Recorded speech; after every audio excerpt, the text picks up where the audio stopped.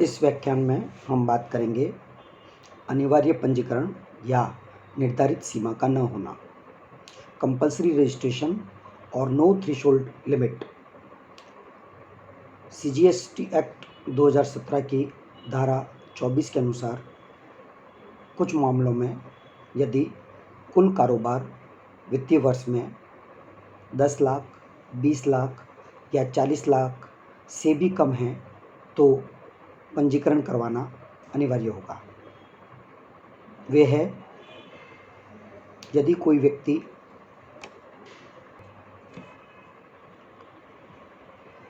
व्यक्ति अंतर्राज्यीय कर योग्य आपूर्ति करता है। महत्वपूर्ण बिंदु, सेवाओं की अंतर्राज्यीय आपूर्ति करने वाले व्यक्तियों को पंजीकरण करवाने की आवश्यकता नहीं है यदि उनका कुल कारोबार एक वित्तीय वर्ष में 20 लाख, विशेष श्रेणी राज्यों में 10 लाख से अधिक नहीं है।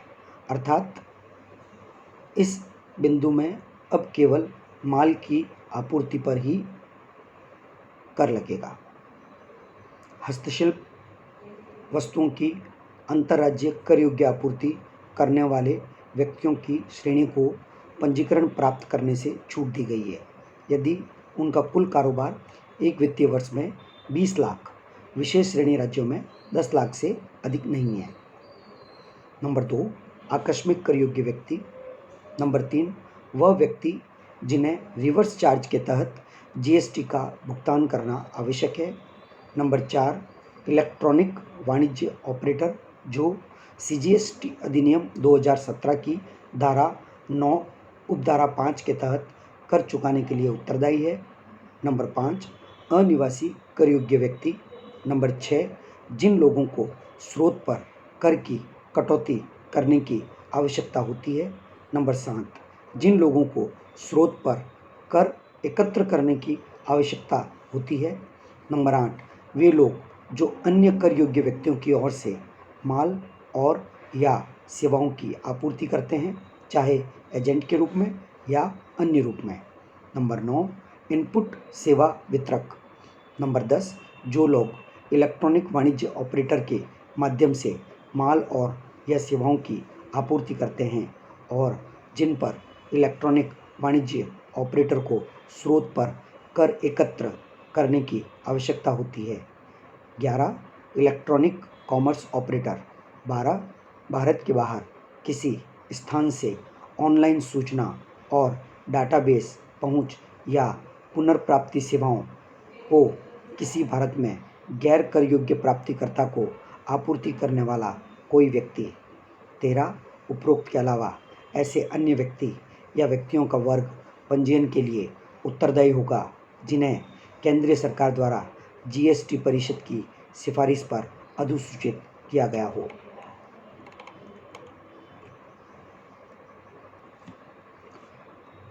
व्यक्ति जो पंजीकरण के लिए उत्तरदायी नहीं है।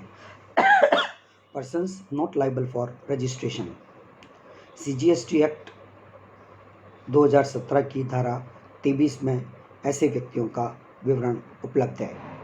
कोई भी व्यक्ति संपूर्ण रूप से ऐसे माल या सेवाओं या दोनों की आपूर्ति के कारोबार में लगा हुआ है जिसे जीएसटी अधिनियम के तहत कर से मुक्त या कर से छूट दी हुई है।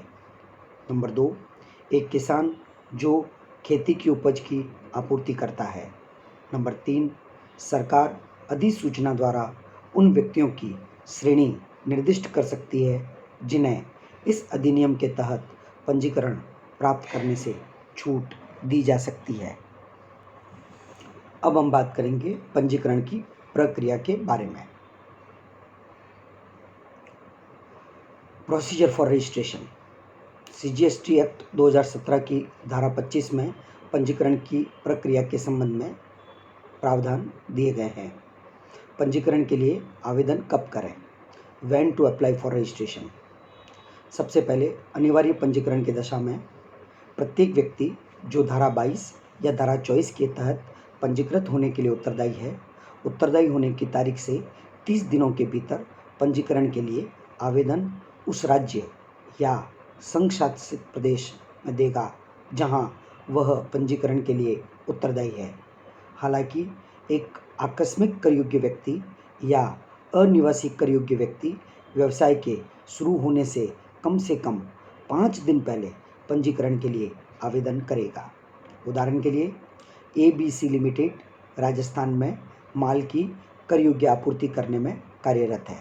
कंपनी का कुल कारोबार 1 अगस्त को 20 लाख रुपए से अधिक हो गया है।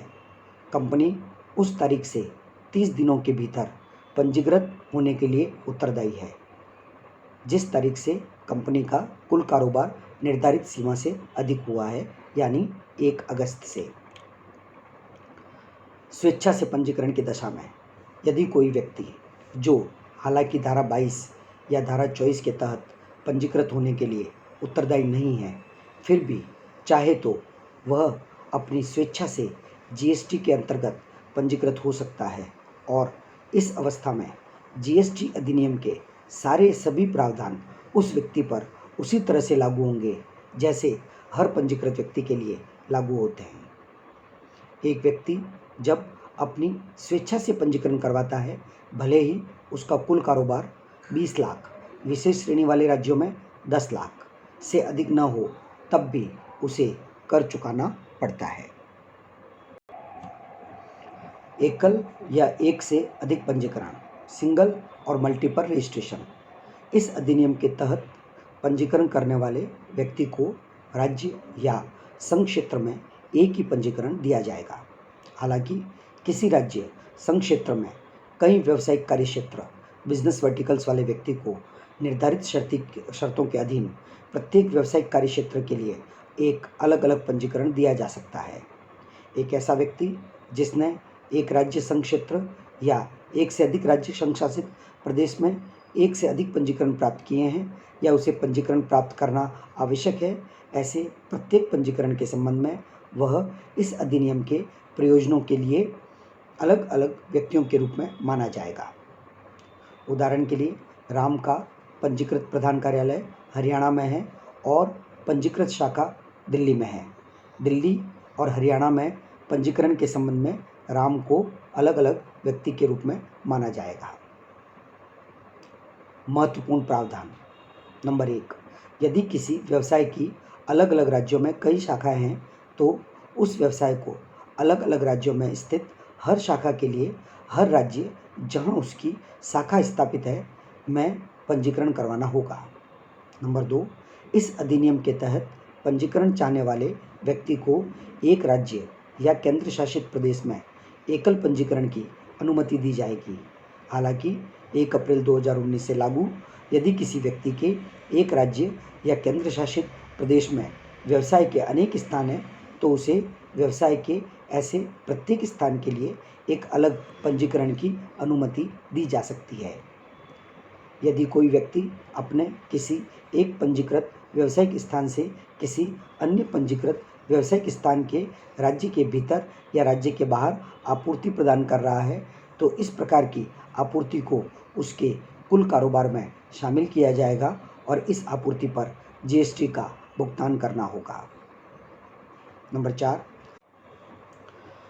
यदि व्यवसाय का कोई एक पंजीकृत स्थान सामान्य लेवी धारा 9 के तहत कर का भुगतान कर रहा है तो व्यवसाय के किसी अन्य स्थान को कंपोजिशन लेवी धारा 10 के तहत कर का भुगतान करने के लिए पंजीकरण की अनुमति नहीं दी जाएगी। नंबर 5, यदि कोई पंजीकृत व्यावसायिक स्थान कंपोजिशन लेवी के तहत कर का भुगतान करने के लिए अयोग्य हो जाता है तो अन्य सभी व्यावसायिक स्थान स्वतः ही अयोग्य हो जाएंगे। पंजीकरण के मामलों में एक बहुत महत्वपूर्ण प्रश्न हमारे सामने आता है कि क्या स्थायी खाता संख्या जो आयकर अधिनियम के अनुसार जारी की जाती है, पैन अनिवार्य है? Is pan mandatory? प्रत्येक उस व्यक्ति के पास आयकर अधिनियम 1961 के तहत जारी स्थायी खाता संख्या पैन होना अनिवार्य है जो GST के अंतर्गत पंजीकरण करवाना चाहता है।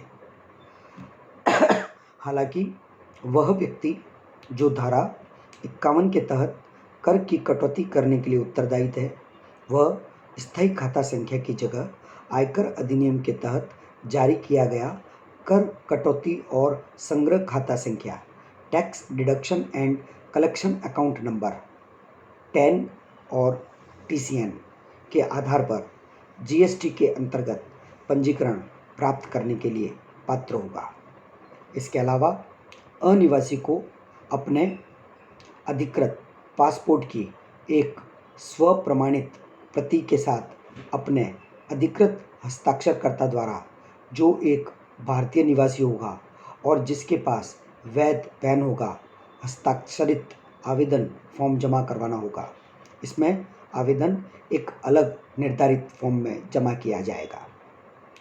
पंजीकरण के लिए आवेदन कैसे करें? How to apply for registration. प्रत्येक व्यक्ति जो पंजीकरण करवाने के लिए उत्तरदायी है या स्वेच्छा से पंजीकरण करवाना चाहते हैं वह GST कानून के तहत पंजीकरण प्रमाण पत्र प्राप्त करने के लिए जिस प्रक्रिया का पालन करेंगे वो इस प्रकार है। नंबर 1, GST फॉर्म REG 01 के भाग A में सूचना देना। To provide information in part A of form GST REG 01। सबसे पहले इस तरह के व्यक्ति को सामान्य पोर्टल पर GST फॉर्म REG 01 के भाग में अपना पैन, मोबाइल नंबर, ईमेल, पता, राज्य, संक्षेत्र आदि बताना होगा। B, सूचनाओं का सत्यापन, वेरिफिकेशन ऑफ इंफॉर्मेशन। A में दी गई सूचनाओं का विवरण दाखिल करने के बाद GST सामान्य पोर्टल द्वारा निम्नलिखित बातों का सत्यापन किया जाएगा। नंबर 1, स्थायी खाता संख्या की जांच केंद्रीय प्रत्यक्ष कर बोर्ड द्वारा बनाए गए डेटाबेस से ऑनलाइन की जाएगी। नंबर 2, मोबाइल नंबर को उसी मोबाइल पर भेजे गए वन टाइम पासवर्ड के माध्यम से सत्यापित किया जाएगा तथा ईमेल एड्रेस को उसी ईमेल एड्रेस पर भेजे गए वन टाइम पासवर्ड OTP के माध्यम से सत्यापित किया जाएगा। C, अस्थायी संदर्भ संख्या जारी होना, issue of temporary reference number. Pan, mobile number और ईमेल पते के सफल सत्यापन पर एक अस्थायी संदर्भ संख्या टेम्परेरी रेफरेंस नंबर आवेदक को उसके मोबाइल नंबर और ईमेल पते पर सूचित किया जाएगा। D, GST फॉर्म REG 01 के भाग B में आवेदन की प्रस्तुति, submission of an application in part B of form GST REG 01। संदर्भ संख्या प्राप्त करने के बाद आवेदक को GST फॉर्म REG 01 के भाग B में इलेक्ट्रॉनिक रूप से आवेदन जमा करना होगा, जिसे विधिवत रूप से फॉर्म में दिए गए निर्धारित दस्तावेजों के साथ हस्ताक्षरित या इलेक्ट्रॉनिक वेरिफिकेशन कोड के माध्यम से सत्यापित किया जाएगा। E, प्राप्ति सूचना जारी करना, इशू ऑफ एक्नॉलेजमेंट। आवेदन की प्राप्ति पर आवेदक को GST फॉर्म REG 02 में इलेक्ट्रॉनिक रूप से प्राप्ति सूचना एक्नॉलेजमेंट दी जाएगी।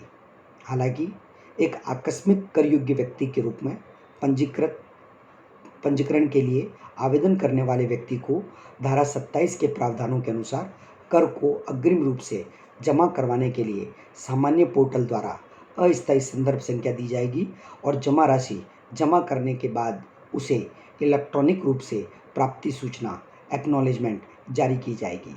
इस तरह के जमा को आकस्मिक कर योग्य व्यक्ति के इलेक्ट्रॉनिक नकद खाते में जमा कर दिया जाएगा। F, आवेदन का सत्यापन और अनुमोदन। आवेदन को उचित अधिकारी को भेज दिया जाएगा जो आवेदन के साथ दस्तावेजों की जांच करेगा और यदि सब कुछ क्रम में पाए जाते हैं तो वह आवेदन प्रस्तुत करने की तारीख से 3 कार्य दिवसों के भीतर पंजीकरण प्रदान कर दिया जाएगा। जानकारी या स्पष्टीकरण मांगना। यदि जमा किए गए आवेदन में चाही गई किसी सूचना या किसी दस्तावेज में कोई कमी पाई जाती है या उसके साथ दिए गए आवेदन या दस्तावेज में दी गई किसी सूचना के संबंध में कोई स्पष्टीकरण की आवश्यकता है तो वह आवेदक को आवेदन प्रस्तुत करने की तारीख से 3 कार्य दिवस की अवधि के भीतर जीएसटी फॉर्म REG 03 में इलेक्ट्रॉनिक रूप से नोटिस जारी करेगा और आवेदक ऐसी सूचना प्राप्त होने की तारीख से 7 कार्य दिवसों की अवधि के भीतर फॉर्म REG 04 में इलेक्ट्रॉनिक रूप से इसका जवाब या स्पष्टीकरण या दस्तावेज उपलब्ध करवाएगा।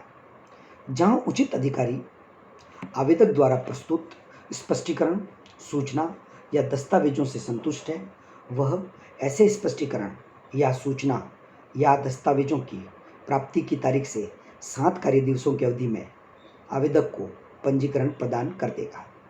यदि जारी किए गए नोटिस के जवाब में आवेदक द्वारा कोई जवाब नहीं दिया जाता है या जहां उचित अधिकारी ऐसे स्पष्टीकरण, सूचना या दस्तावेजों से संतुष्ट नहीं है, तो वह ऐसे आवेदक को कारण सहित अस्वीकार करने की सूचना देगा और आवेदक को यह सूचना इलेक्ट्रॉनिक रूप से जीएसटी फॉर्म REG 05 में सूचित करेगा।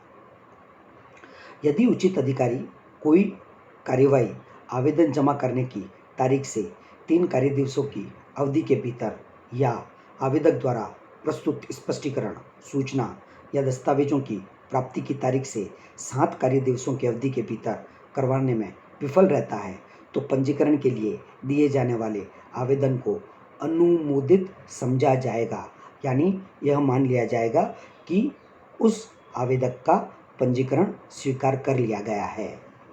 ऐसे मामले में आवेदक को पंजीकरण संख्या सूचित की जाएगी और उपरोक्त अवधि यानी 3 कार्य दिवस या 7 कार्य दिवस की समाप्ति के 3 दिन बाद पंजीकरण के प्रमाण पत्रों को सामान्य पोर्टल पर उपलब्ध कराया जाएगा। पंजीयन प्रमाण पत्र जारी करना। जहां पंजीयन के लिए आवेदन को मंजूरी दे दी गई है, तो आवेदक को जीएसटी फॉर्म REG 6 में पंजीकरण का प्रमाण पत्र सामान्य पोर्टल पर उपलब्ध करवाया जाएगा। इस प्रमाण पत्र में व्यवसाय के प्रमुख स्थान और अतिरिक्त स्थान या स्थानों का उल्लेख किया जाएगा। इसके साथ ही माल और सेवा कर पहचान संख्या, goods and service tax identification number GSTIN प्रदान की जाएगी। AGSTIN में सामान्यतः 15 अक्षर इस प्रकार होंगे: राज्य कोड के लिए 2 अक्षर, स्थायी खाता संख्या या कर कटौती और संग्रह खाता संख्या के लिए 10 अक्षर, इकाई कोड के लिए 2 अक्षर तथा एक चेकसम अक्षर 1 चेकसम कैरेक्टर। पंजीकरण के हर प्रमाण पत्र को अधिनियम के तहत उचित अधिकारी द्वारा इलेक्ट्रॉनिक वेरिफिकेशन कोड के माध्यम से विधिवत हस्ताक्षरित या सत्यापित किया जाएगा।